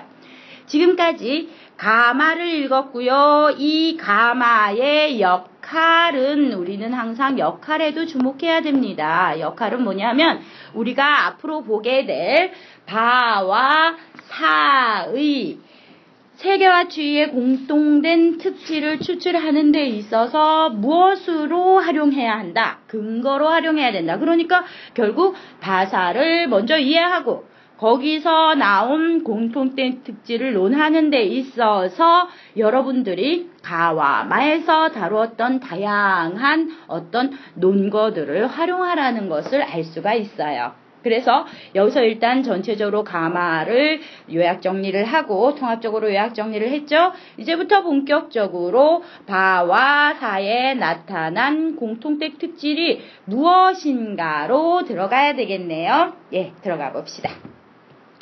일단 보시면 바를 딱 보면 이것이 뭔가요? 그래프네요. 여러분들 제가 질문을 하나 할게요. 표나 그래프는 왜 만들었을까요? 사람들이 표나 그래프를 만든 이유가 무엇이겠습니까? 본질적으로 이것이 왜 필요한가를 판단하는 훈련은 여러분들이 어렵게 느껴진 것을 보다 익숙하고 더 접근하기 쉬운 것으로 만들어줍니다. 표나 그래프라는 거는 사실은 왜 만들었냐면 정보를 쉽게 이해하게 하기 위해서 만들었습니다. 즉 정보를 쉽게 보여줌으로 해서 차이나 변화나 양적 특성을 쉽게 보여주기 위해서 만든 것이 표나 그래프입니다. 제가 이 질문을 왜 할까요? 제가 이 질문을 하는 이유는 뭐냐 하면 여러분들이 표나 그래프만 보면 긴장하고 이것은 어려운 것이다 라고 생각하고 있는 현황에 대해서 문제 제기를 하고 있는 거예요. 표나 그래프라는 것을 만든 이유가 쉽게 이해하기 위해서라면 여러분은 표나 그래프를 줄글로만 나타나는 것보다 훨씬 쉽게 이해를 해야 되겠죠? 그럼에도 불구하고 논술에서 그래프나 표가 나오면 여러분들이 당황하신단 말이에요. 왜냐하면 그것이 쉽게 이해시키기 위한 자료라는 것이 여러분의 몸에 아직 배어있지 않는 것 때문이죠. 오늘은 이 표나 그래프를 해석하는 방법을 간단하게 가르쳐 드릴 거고요. 거기에 대한 어떤 훈련은 어디서 하실 수 있냐면 여러분들 사탐 배우시죠? 사탐에 아주 많은 그래프와 지도와 그림들이 나옵니다. 그 그래프와 그림들을 읽는 것에 익숙해지셨으면 좋겠어요. 현대사회는 정보화 사회라고들 하죠? 그 말은 뭘 의미하냐면 정보를 제대로 이해할 수 있는 힘을 키우지 않고는 여러분들이 지식사회에서 적응하기 어렵다라는 것을 의미해요. 결국 표나 그래프를 제대로 잘 이해하는 것이 중요하다는 거겠죠. 그렇다면 표나 그래프를 이해하기 위해서 가장 먼저 주목해야 될 점은 제목에 있습니다. 여러분들은 표나 그래프를 볼 때는 항상 제목을 먼저 보세요. 왜요? 이 표나 그래프의 제목이라는 것은 이 표나 그래프가 무엇에 쓰이는 것인지를 대표적으로 나타내 준 거거든요. 그렇기 때문에 표나 그래프의 제목만을 보고도 여러분들은 여기에 나타나 있는 정보가 무엇을 위한 것인가를 이해할 수 있습니다. 예를 들어서 직종별로 살펴본 영국 대비 아일랜드 노동자 했죠. 영국과 아일랜드 노동자의 임금 비율, 여기에 익숙해지셨죠? 아까 우리 예문 라와 마에서 임금이라던가 노동자 이동이라던가 이런 거 나온 거 보셨고요. 앞서서도 숙련 노동자와 비숙련 노동자의 임금에 대한 논의가 있었던 것이 기억이 나실 거예요. 그러면 그것과 관련된 논의겠구나 하는 생각이 드셨으면 좋겠고요. 그러면서 직종별로라는 것이 어쩌면 숙련, 비숙련의 문제일 수도 있겠다. 이 생각이 안 떠오르신다면 밑에 나오죠?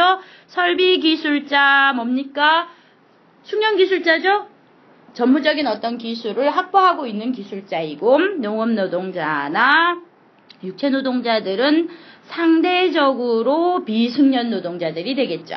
그러면서 영국과 아일랜드의 임금을 비교를 해봤더니까 숙련 노동자들 경우에는 이러한 표를 나타내는데 비해서 비숙련 노동자 같은 경우에는 영국과 아일랜드가 이전에 전체를 1로 봤을 때 5나 6 사이에 있었죠? 이것이 점차 올라가서 이 사이가 별로 지금 이 차이가 줄어든다는 것을 알 수가 있죠. 그렇지만 이러한 차이는 여전히 존재하기는 하네요.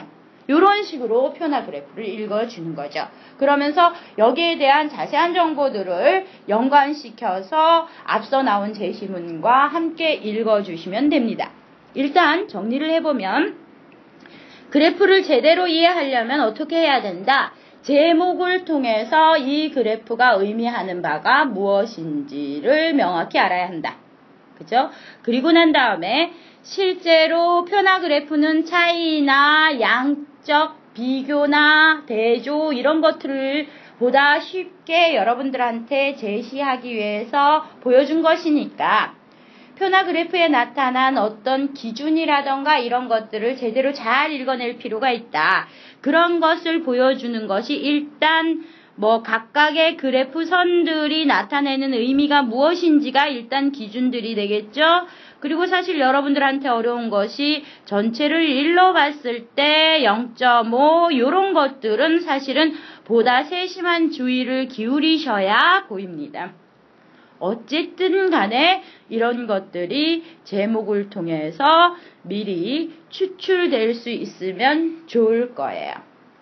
뒤에서 사를 읽으면서 표나 그래프를 읽는 방식을 좀 더 훈련해 보기로 하지요. 다음을 보세요. 지금까지 그래프에 대해서 말씀드렸는데요. 표를 해석하는 것 역시 마찬가지입니다. 표를 해석할 때 역시 제목이 중요하다. 제목은 이 표를 무엇에 활용할 것인가를 나타내는 지표이기 때문에 제목을 제대로 이해하는 것이 상당히 중요합니다. 19세기 말과 20세기 초 교역 상품의 가격 추이라고 되어 있네요. 추이라는 말에 주목하세요. 추이라는 것은 변화나 흐름을 얘기하는 거예요. 이 속에는 변화가 나타나 있다라는 것이 제목에 들어있다는 점을 기억하세요. 일단은 이 표가 상당히 어려워 보이지만 첫째 항을 분류 기준과 함께 읽어주면 전체를 이해하기가 조금 쉽습니다. 한번 가볼까요? 일단 보시면 상품명 있네요. 밀을 생산지인 시카고에서 소비지인 리버풀로 이렇게 되죠? 지금 교육 상품이니까 생산지인 시카고에서 소비지인 리버풀로 밀이 이동하는데 그 생산지와 소비지의 차이가 1870년도에는 어땠는데 58%였는데 1912년이 되니까 1912년 주목하셔야 돼요. 19세기 말이죠. 1912년에는 16%밖에 차이가 나지 않게 됐다. 제대로 읽으실 수 있죠? 그러니까 교육상품인 밀이 생산지와 소비지의 가격 차이가 1870년에는 58%였는데 지금 현재 1912년에서는 16%밖에 안 돼서 가격이 떨어졌다. 하실 수 있죠? 똑같이 읽히는 거고 그것이 이 추이가 다른 게 있는지를 확인해 보시면 돼요. 역시 1870년대에 비해서 1912년, 13년이 훨씬 더 많이 떨어지고 있다는 것이 보이시죠? 그 가격의 차이가 떨어지고 있구나를 보여주는 그래프라는 것을 알 수 있죠. 그래서 표를 해석하는 방법이나 그래프를 해석하는 방법이나 크게 다르지가 않습니다. 일단 주목하셔야 될 것이 뭐냐 하면 표의 제목이나 그래프의 제목을 주목하라. 그리고 분류 기준을 중심으로 하나하나 언어적인 차이로 읽어나가는 훈련을 하는 것이 중요하다. 되셨죠? 그렇다면 여기서 바와 사를 가마의 용어로 근거를 들어서 공통점이 무엇인지를 뽑아내는 것이 이 논술이 되겠네요. 그러면 요거 자체를 좀 더 이해하기 위해서 논술의 유형을 이제 한번 정리해 보기로 합시다. 우리가 앞서 논항 1과 논항 2를 봤을 때 사실 기본적으로 중요한 것이 요약이라고 했어요. 사실 여러분들이 논술을 잘하고 싶으시다면 요약이 기본입니다. 제대로 요약해야 이해할 수가 있습니다. 여러분들이 뭐에 대해서 잘 서술하기 어렵다라는 거, 깔끔하게 정리되지 않는다라는 건 아직 이해되지 않았다는 것을 의미하거든요. 그래서 여러분들이 요약하는 훈련은 비문학 독해를 통해서도 끊임없이 해주시는 게 중요합니다. 요약이 중요하기 때문에 제가 이제 간단하게 요약 자체를 하는 것을 하나 보려고 하는데요. 지금 원문 예시 이것은 4개의 문장으로 이루어진 하나의 문장인데 요것 자체를 이제 간단하게 요약한 것이 하단의 요약문 예시거든요. 사진에 대한 이해는 어디 있나 한번 보세요. 사진에 대한 이해는 시간과 공간에 분리된 하나의 독자적 영상이라는 인식에서부터 출발해야 된다. 결국 여러분들이 이 원문을 요약하는데 가장 중요한 것은 뭐냐면 전체 문장에서 가장 중요한 문장들을 뽑아내고 그 뽑아낸 것을 중심으로 핵심 키워드로 요약 정리를 해야 되는 거고요. 그러면서 이것이 제대로 된 요약인지 아닌지를 정리하는 방식은 뭐냐면 나머지 문장들이 어떤 역할을 하는가를 보는 거예요. 일단 첫 번째 단락은 사진은 고립된 이미지다 이렇게 되고 있고요. 두 번째는 시간적 얘기 나오고 세 번째 문장엔 공간 얘기는 안 나왔지만 뒤에서 이어받는 것이 공간이라는 말이 나왔기 때문에 시간, 공간으로 분리된 한 개의 이미지다. 그렇기 때문에 사진을 이해하려면 이 이미지라는 것을 이해하는 것이 필요하다. 이렇게 요약 정리하는 것을 훈련하셔야 되고 논술은 특히 불필요한 부분을 없애면서 핵심 키워드로 정리하는 활동이 특히 중요하다. 그래서 우리가 가와 말을 읽을 때 논항 2에서 가와 말을 읽을 때 무엇에 대해서 논의하고 있는가를 중심으로 정리하면서 읽었던 것을 이제 연습하시는 게 중요해요. 그 다음에 중요한 것이 비교와 대조입니다.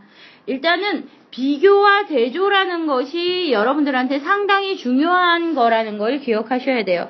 비교와 대조라는 것은 뭘 의미하냐면 사물의 차이나 공통점을 추출하는 거죠. 일단 관계를 잃는 거라는 것은 공통된 점이 무엇이고 차이점이 무엇인가를 제대로 이해해야 관계 지을 수 있어요. 차이를 나타내는 것은 필연적으로 공통점을 가지고 있을 수밖에 없다라는 점도 여러분이 기억하셨으면 좋겠고요. 공통점을 가지고 있는 것 역시 차이를 가질 수밖에 없다. 그래서 공통점과 차이점을 이해하는 것이 중요한데 여기서 여러분들이 주목하셔야 될 점은 차이와 공통점을 나타내는데 특히 중요한 요인이 기준이라는 점.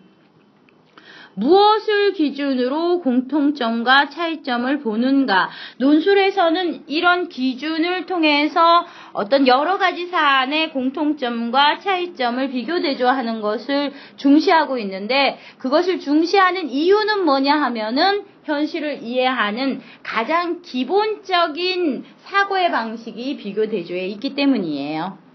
그래서 여러분들이 이 비교와 대조가 어떤 방식으로 나타나는가를 한번 보시면 지금 제가 바와 사에서 뽑아낸 게 뭔지 아시겠어요? 앞서서 제가 그래프와 표에서 뭐가 중요하다 그랬어요? 제목이 중요하다 그랬어요.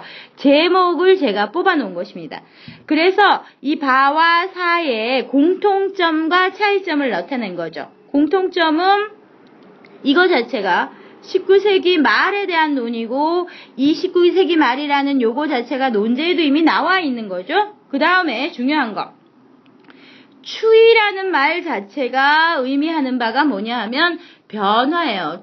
변화를 내포하지 않는 말에는 우리는 추이라는 말을 쓰지 않습니다. 그래서 흐름이 나타나 있다.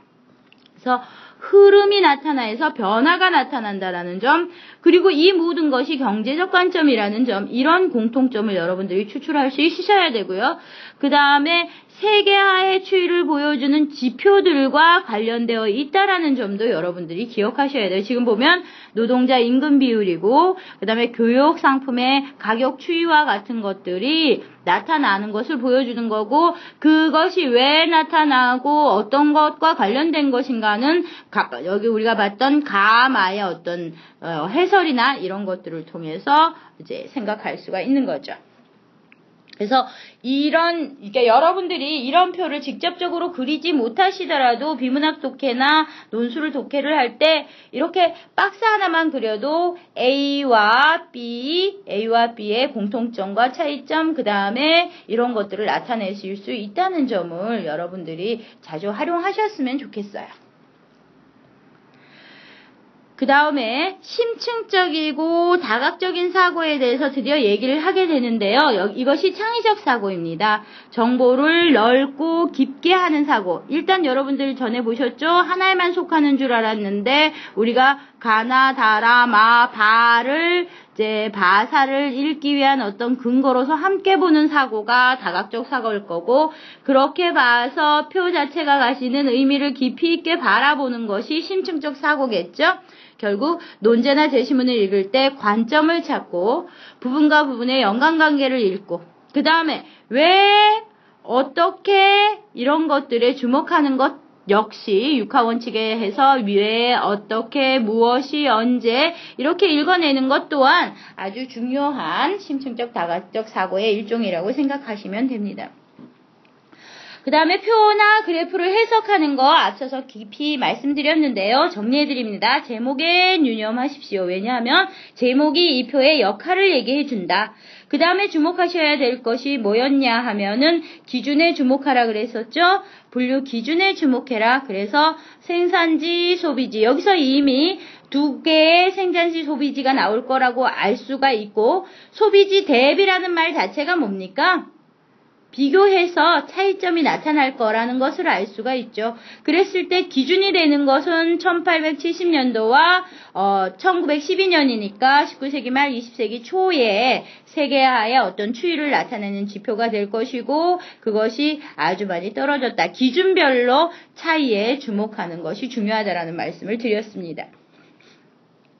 그래서 여러분들이 이러한 표나 그래프를 해석할 때 차이에 주목하고 상단에 올라온 거 영국과 아일랜드 양항을 다 보셔야 되고 이것이 숙련 노동자이고 비숙련 노동자의 차이가 이제 별로 없어지고 요런 차이들을 보실 수 있어야 한다는 점 기억하셔야 될 거고 이러한 이제 활동들이 끊임없이 훈련이 되셨을 때 여러분들이 이 정보를 그러니까 가에서 마까지의 정보와 원활히 활용하실 수 있다는 점을 말씀을 드리고 싶어요.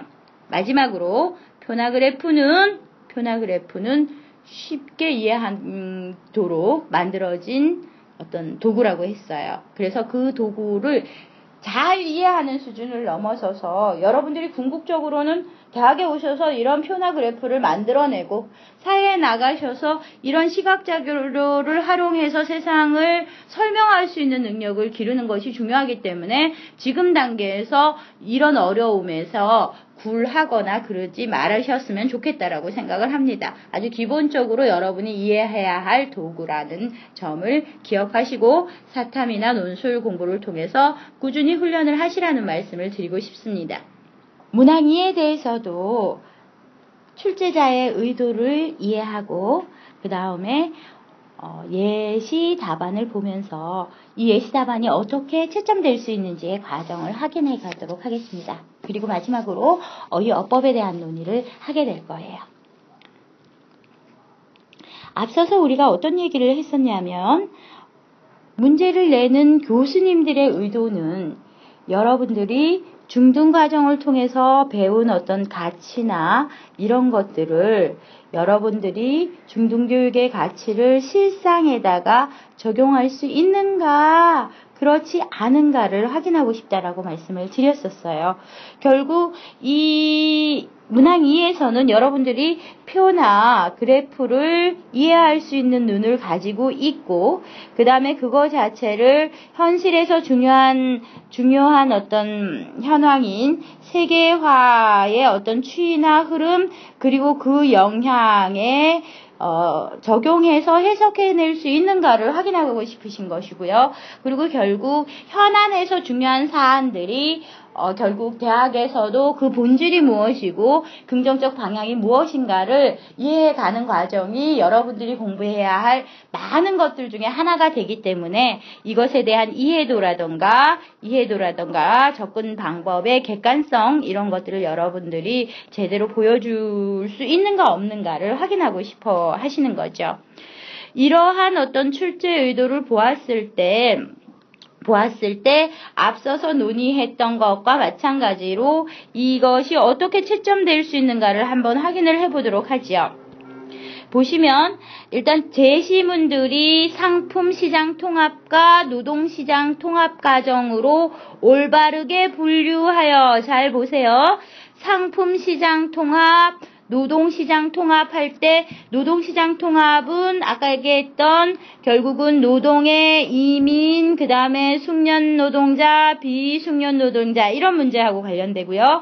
상품시장이라던 거는 생산지와 소비지의 가격 차이의 이 완화 이런 것과 관련돼서 여러분들이 그것을 분류해서 논의하고 있는가 그다음에 표와 그래프를 적절히 적용하고 있는가 그 정보를 설명해서 공통 특징을 기술했는가?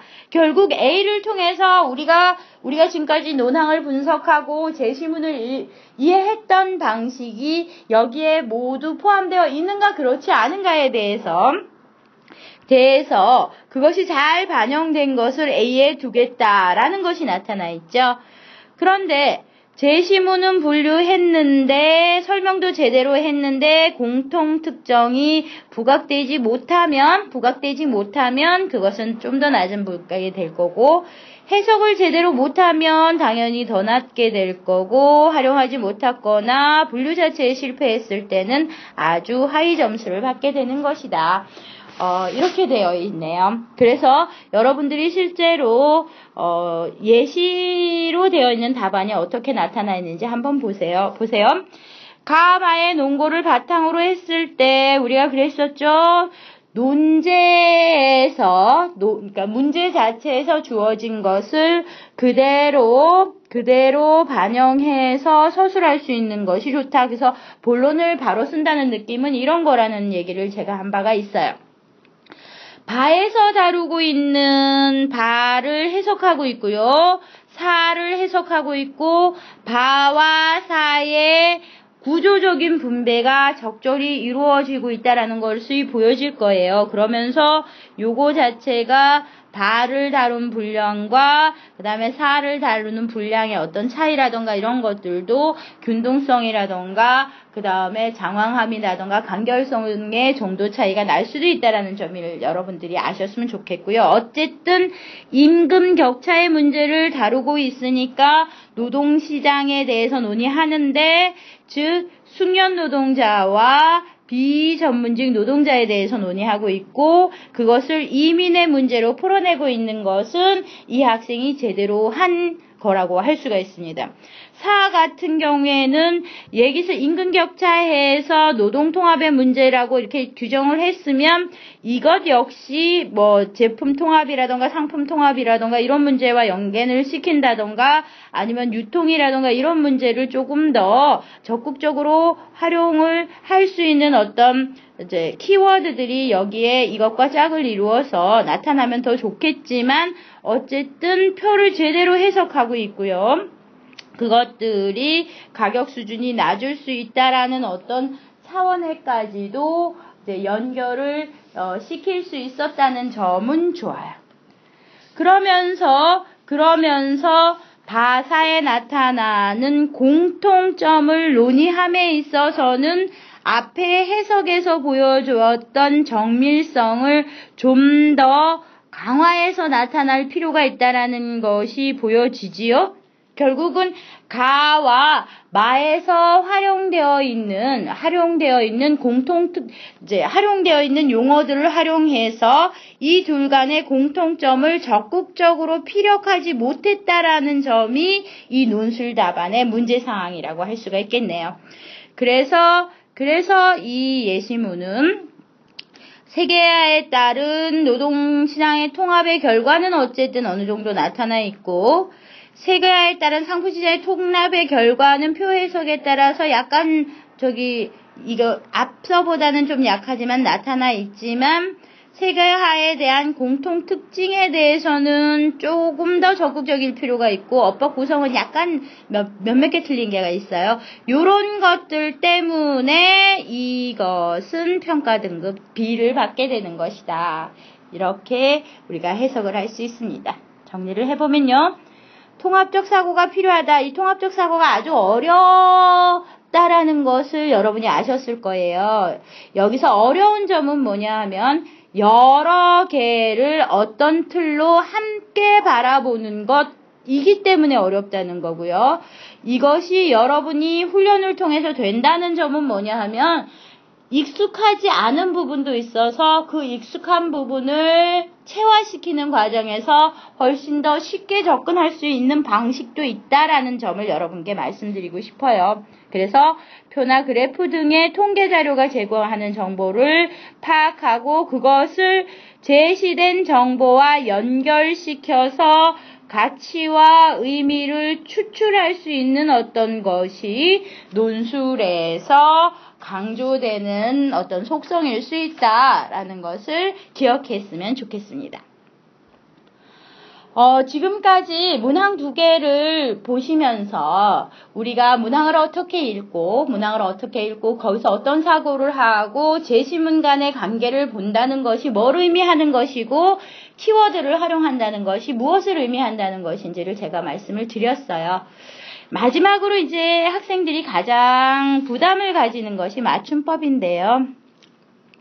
일단 맞춤법이라는 것은 공식적 글쓰기에서 준수해야 하는 표기법이에요.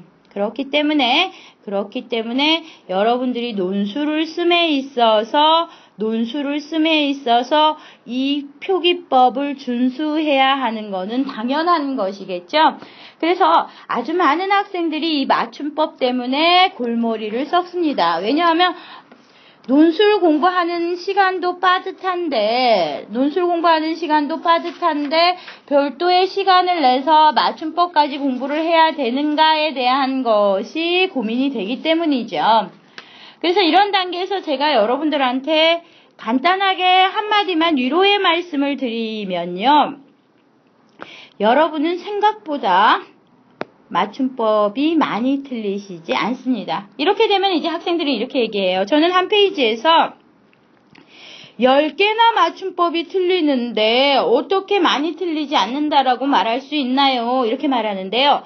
여러분이 10개를 틀리셨을 때 이것이 종류가 다른 10개를 틀리는 것이 아니라 2가지 종류로 유형화할 수 있는 것을 여러 번 틀립니다. 즉 무슨 얘기냐 하면 여러분들이 틀리는 가지 수가 중요한 것이 아니라 여러분들이 맞춤법을 틀리게 되는 유형이 무엇인가가 중요하다는 거죠. 띄어쓰기에서 어떤 유형이 틀리는가라던가 나는 어떤 단어는 맞춤법이 틀리다던가 이것을 발견해내는 것이 중요합니다. 그러니까 10개의 유형이 아니라 그것을 묶어낸 1-2개가 무엇인지를 발견하셔야 되고 이러한 발견 과정은 여러분의 글 속에서 발견하셔야 돼요. 맞춤법이 틀리는 유형은 사람마다 많이 다르거든요. 하지만 여러분들의 글에서 일반적으로 나타나는 틀리는 유형은 제가 간단하게 정리를 해드리려고 합니다. 본격적으로 간단하게 설명을 드릴게요. 일단 여러분들이 자주 틀리는 맞춤법 중에서 며칠이라는 것이 맞춤법이라는 것이 이해가 안 될 거고요. 알맞은 이라는 것도 많이 틀리고 머릿속이나 횟수 이런 것들이 많이 틀립니다. 그랬을 때 이것들을 어떻게 해결하는가의 원리를 이해하는 것이 중요하다라는 말씀을 제가 드릴 건데요. 일단 보시면요. 그러니까 며칠이라는 것을 내가 자꾸 틀리는 이유가 뭘까를 생각해 보시는 것이 더 빠릅니다. 여러분들이 며칠이라는 것이 이상하다고 생각되는 것은 무엇 때문이냐 하면은 몇 월과의 관계 때문이에요. 몇 월을 이렇게 쓴다면 며칠도 이렇게 써야 우리가 이해하기가 훨씬 수월하지 않겠는가 이렇게 생각하시는 거죠. 그리고 여러분들이 이렇게 생각하는 것은 괜찮아요. 근데 문제는 뭐냐면 그럼에도 불구하고 맞춤법에서 이렇게 쓰라고 하고 있다는 것은 이들이 다른 점이 있기 때문이겠죠. 그래서 여러분들한테 이것을 요청하고 싶어요. 발음을 해보세요. 이것은 어떤 경우에도 며칠로 발음됩니다. 즉 앞서 있는 치읓이 뒤로 그대로 이동하지요. 그런데 몇 월의 경우에는 그런 경우가 절대로 없습니다. 아무도 몇월이라고 발음할 수가 없죠. 대한민국 사람, 한국어를 발음하는 사람들은 외국인, 즉 외국어 하자가 아닌 경우를 제외하고는 어떤 경우에도 몇월이라고 발음하지 않습니다. 이거는 왜 그러냐 하면은 우리나라 말은 단어하고 단어가 결합되었을 때 이것이 뭐 띄어쓰든 그렇지 않던 간에 이 앞말의 받침이 뒤로 넘어갈 때 뒤에가 온전한 어떤 뜻이 있는 경우에는 이 앞말의 받침을 뒤로 못 넘기게 합니다. 그래서 이것을 일단 몇 이렇게 발음했을 경우에 디귿이 되죠? 이 디귿을 뒤로 넘기도록 되어 있는 대원칙이 있어요. 여러분들 몇 가지 해보면 알 수 있어요. 꽃에다가 안 붙여보세요. 안에 의미가 있네요. 발음해보세요. 꽃안 됩니까? 꽃안 이렇게 되죠? 이것이 뒤에 어떤 의미가 있을 때 발음되는 큰 원리예요. 그런데 이 경우에는 치읓이 뒤로 넘어갔죠? 그러니까 여기서 일은 일반적으로 다른 단어가 하는 행동하고 다르죠? 그것을 반영해서 며칠을 표준어로 삼은 거예요. 제가 여러분들이 며칠이라는 단어를 논술에서 쓰지 않을 수도 있는데 이것을 말씀드린 이유는 뭐냐 하면은 맞춤법이 10개 틀렸을 때 나는 10개만큼 못하는 사람이다 라는 것에서 벗어나시라는 거예요. 내가 주로 틀리는 유형을 발굴하고 그 이유를 찾으면 그 이유를 찾으면 여러분 맞춤법 부담스럽지 않게 해결될 수 있어요. 그래서 원리 중심으로 이해하고 내 유형을 확인하는 것이 중요하다. 꼭 기억하시기 바랍니다. 알맞은에 대해서 볼까요? 알맞은 같은 경우도 조금 더 수월하게 가실 수가 있어요. 알맞은은 사실은 논술에서 아주 많은 말이죠. 그런데 여러분들 주로 어떻게 쓰시냐면 알맞는이라고 쓰십니다. 그러면 우리가 왜 알맞는이라고 쓰게 되는가 이유를 생각하라 했죠. 여러분들 가는할 때 이 는을 쓰신 거예요. 그렇죠? 가는할 때 이 는을 쓰신 거죠. 그런데 이 는의 특성이 뭐냐면 이것은 현재를 가는 중이다 할 때 쓰는 거죠. 현재를 나타내는 것으로서 우리가 형용사에서는 쓸 수가 없어요. 한번 써볼까요? 예쁘다라는 말에다가 는을 붙여보세요. 예쁘는 중이다. 형용사라는 거는 어느 정도 고정된 것이 필요하기 때문에 뭐뭐 하는 중이라는 것을 거의 안 써요. 예외도 한두 개 있지만 그 예외가 중요하진 않습니다. 그러니까 결국은 뭐냐면 형용사에서는 는을 쓰지 못하고 동사에서는 는을 쓸 수 있다라는 이유는 아시겠죠? 그렇다면 이것이 알맞은이 맞는가 알맞는이 맞는가의 문제는 뭐와 관련되어 있다라는 것을 알 수 있어요. 이게 동사인가 형용사인가를 판가름해서 형용사라면 는을 못 쓰고 동사라면 는을 쓸 수가 있겠네요. 보세요.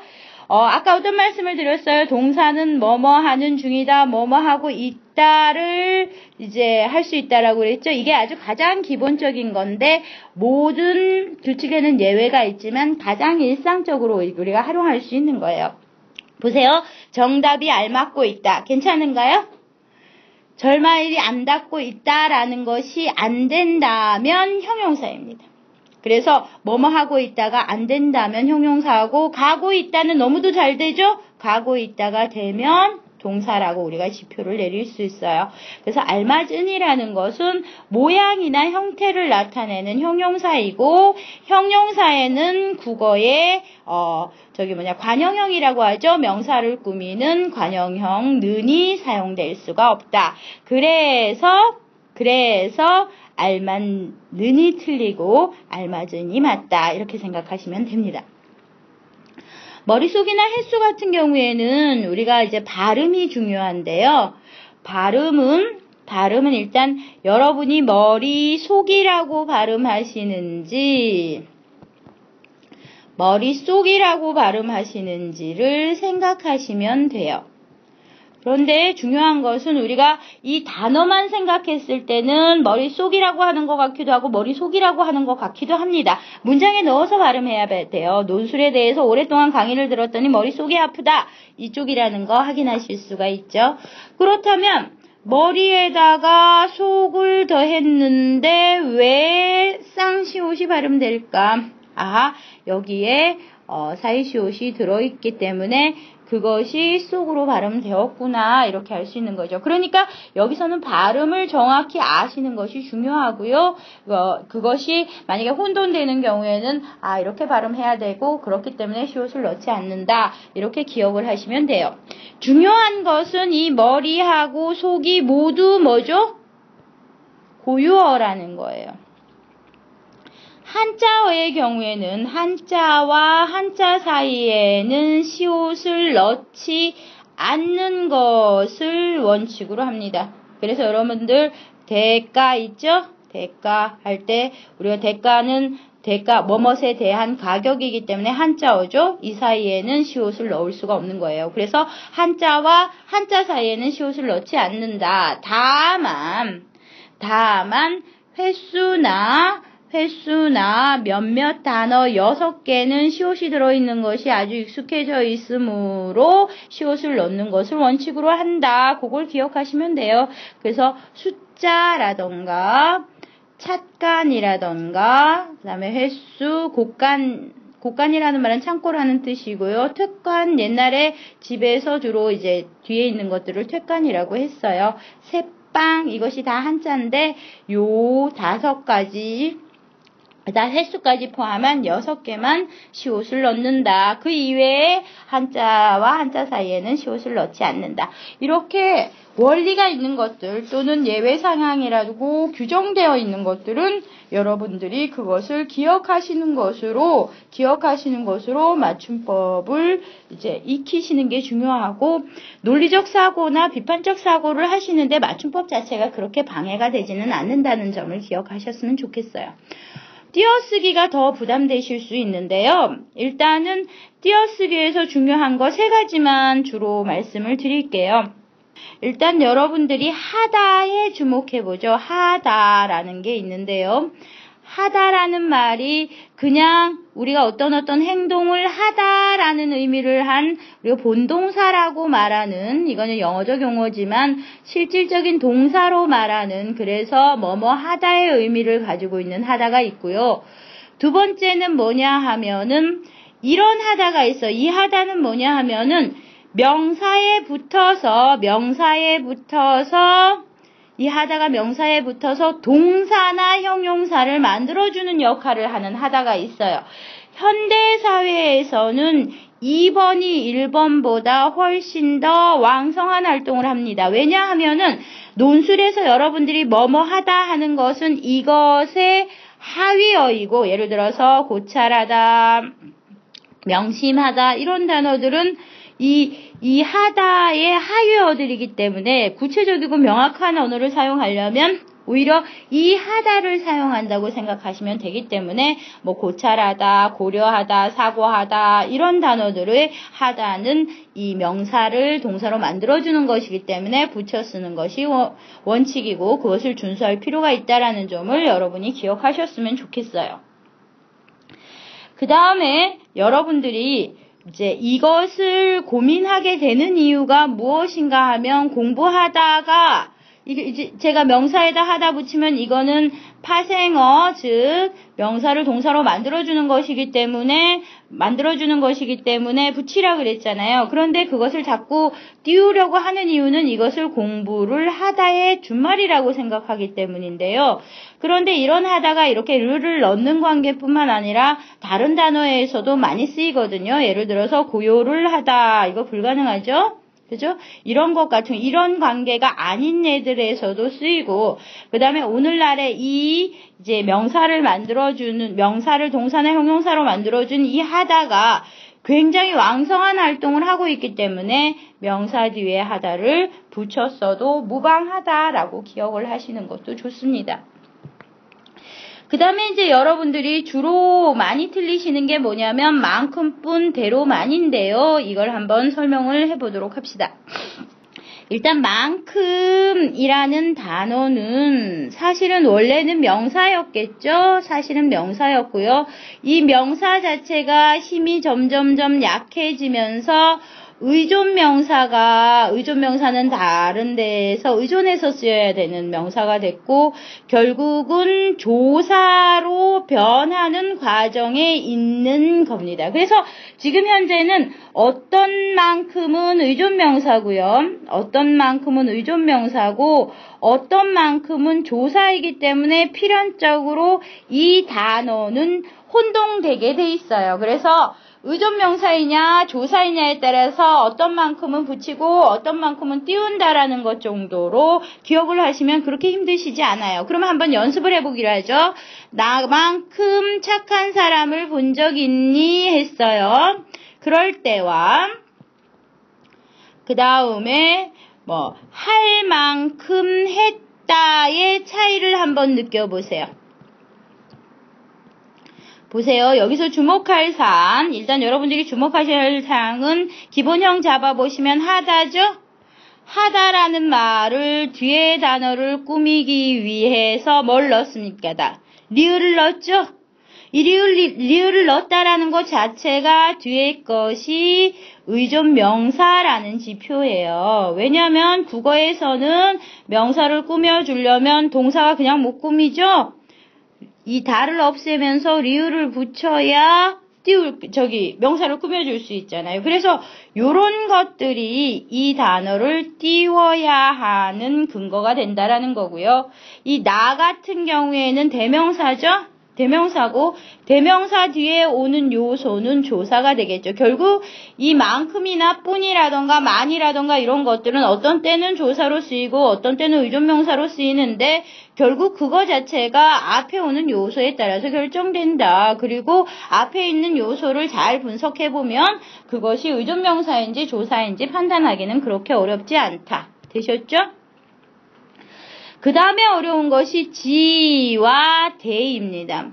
우리가 지금까지 논의했던 것들은 뭐냐 하면은 의존명사냐 조사냐의 문제였기 때문에 명사, 대명사, 수사 뒤에 오는 것이 조사고 그 다음에 동사나 형용사, 대개 동사나 형용사에 리을이라던가 는이라던가 니은이 붙어서 꾸며주는 요소에 의해서 꾸밈을 받는 것이 의존명사였기 때문에 이것을 기억하기는 그렇게 어렵지가 않아요. 그런데 문제는 뭐냐면 하는데 하고 하는데 이렇게 띄워야 할 경우가 있고 한지하고 한지하고 이렇게 붙여야 할 경우가 있다라는 게 문제입니다. 이 경우에는 이들이 모두 는을 가지고 있기 때문에 아까 말했던 거하고 구분되지 않아요. 아까 같은 경우에는 대로 이런 것들이 명사냐 조사냐의 문제였기 때문에 이것을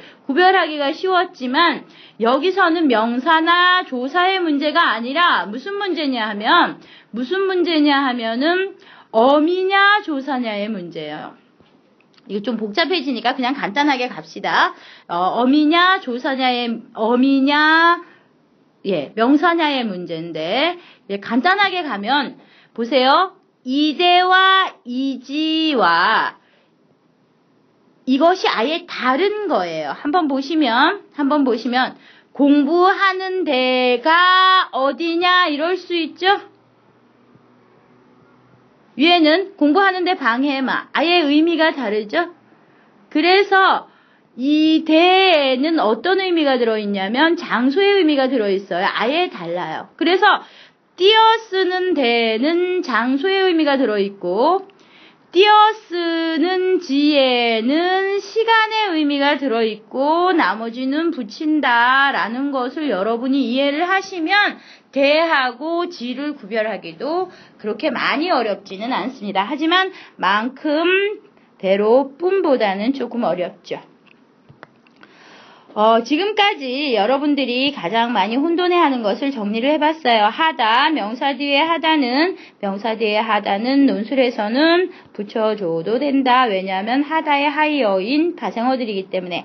만큼, 대로, 뿐 같은 경우에는 의존명사냐의 조사냐의 문제이기 때문에 앞에 오는 요소를 확인함으로써 우리가 구분할 수 있다. 지하고 대는 지에 시간이 들어있거나 대에 장소가 들어있을 때만 띄워주면 된다. 괜찮으시죠? 마지막으로 원고지 쓰기만을 정리하고 맞춰보기로 하죠. 일단 여러분들이 원고지를 사용하실 때 그렇게 많이 틀리지는 않으시는데요. 치명적인 실수는 단락의 첫머리를 제외하고는 절대로 띄어서는 안 된다라는 점이죠. 무슨 말씀이냐면 여러분들이 원고지를 쓰실 때 서강대학교는 원고지를 주기 때문에 단락 자체가 이렇게 구분되어야 된다는 거예요. 그래서 여러분들이 단락을 구분하는 것은 중요하고 이거 뒤에 뭐 띄우든 말든 단락을 구분하기 위해서만 첫머리를 띄워야지 그런 어떤 경우에도 첫머리를 띄우지 마라. 그렇다면 이제 우리가 고민되는 것이 여기 점을 찍었어요. 마침표를 찍었으면 앞을 띄워야 되잖아요. 그때 역시 앞을 띄울 수 없고요. 그 다음에 다 하고 난 다음에 뒤에 마침표가 올더라도 마지막에 마침표를 찍어야지 앞에를 띄워서는 안 된다라는 것을 일단 말씀을 드리고 싶고요. 사실은 원고지 사용법에서 아직 확정이 안 된 게 뭐냐 하면 우리가 다 해서 점을 찍고 그대를 띄우느냐 마느냐의 문제예요. 그래서 이렇게 되는 경우도 있죠. 그런데 지금 현재 이런 방식으로 여기를 띄우는 것이 허용되는 것도 사실이고, 사실은 여러분들이 한글 프로세서를 보면 여기를 띄우는 걸로 되어 있는 것이 있어요. 그런데 사실은 그래서 여기를 띄웠다고 감점이 되거나 이러지는 않지만, 문제는 뭐냐 하면은 대개 학생들이 이것들을 어떻게 써주냐 하면 다 하고 난 다음에 맞춤표를 찍고 그래서 이렇게 쓰고 있는 것이 일반적이고요. 이 띄어쓰기가 만약에 문장이 10개에서 15개라면 띄어쓰기 자체만으로도 15개 이상을 잡아먹기 때문에 이 15개라는 것이 별건 아니지만 분량상의 손실이 생긴다라는 점도 기억을 하셨으면 좋겠고, 그래서 일반적으로 이런 방식을 쓰시는 것이 좀 현재는 더 많은 것 같아요. 그리고 중요한 것은 이것이 논의가 되는 경우는 뭐 때문이냐 하면 우리가 마침표가 반각이거든요. 반각이라는 거는 뭐냐면 그러니까 글자 하나가 차지하는 것의 반을 차지한다는 걸 의미합니다. 그래서 이 뒤에 반각이 남은 것을 하나의 띄어쓰기로 보느냐 그렇지 않느냐의 문제가 발생하는 거라서 양항 중 어떤 것을 활용하든 상관없지만 오히려 일반적으로는 다를 하고 점 찍고 그래서 하는 것이 일반적이라는 것을 기억을 하셨으면 좋겠고요. 일단 반각 얘기를 했으니까 우리가 반각 처리가 되어 있는 것이 이럴 때는 여기다 다 쓰시면 되는데, 예를 들어서 숫자 있죠? 12 이랬을 땐 이거 역시 반각 처리가 되거든요. 그래서 하나에다가 2개를 써줘야 하고, 이거랑 마찬가지로 소문자 A, B 역시 반각 처리되기 때문에 하나에 2개를 쓰도록 되어 있고, 대문자는 하나에 한 글자를 쓰도록 되어 있습니다. 되셨죠? 그래서 일단은 원고지 사용법은 여러분들이 평소에 쓰실 때 원고지를 활용하시는 것으로 연습을 하셨으면 좋겠어요. 마침표를 하나의 문자로 취급하여 마침표를 찍고 다음 칸을 띄우는 경우도 있지만, 최근에는 마침표를 찍은 후 다음 칸을 비우지 않는 것이 일반적이다 해서 띄우지 않았죠. 분량상의 손실을 막기 위해서다. 이 역시 전체 글을 일관하는 형식으로 나타나야 한다. 이건 무슨 소리냐면 어떤 때는 한 칸 띄우고 어떤 칸은 띄우지 않고 이러지는 않으셔야 돼요. 전체적인 일관성이 중요하다. 지금까지 여러분들은 긴 시간에 걸치셔서 이 서강대학교 입시 논술 예시 문항을 보셨고, 함께 논의를 하면서 평가 기준이 뭔지, 어떤 방식으로 사고해야 되는지, 그리고 이러한 사고 역시 꾸준한 훈련을 통해서 여러분들이 체득하실 수 있다는 점을 말씀드렸습니다. 열심히 공부하셔서 서강인이 되시기를 기원합니다. 감사합니다.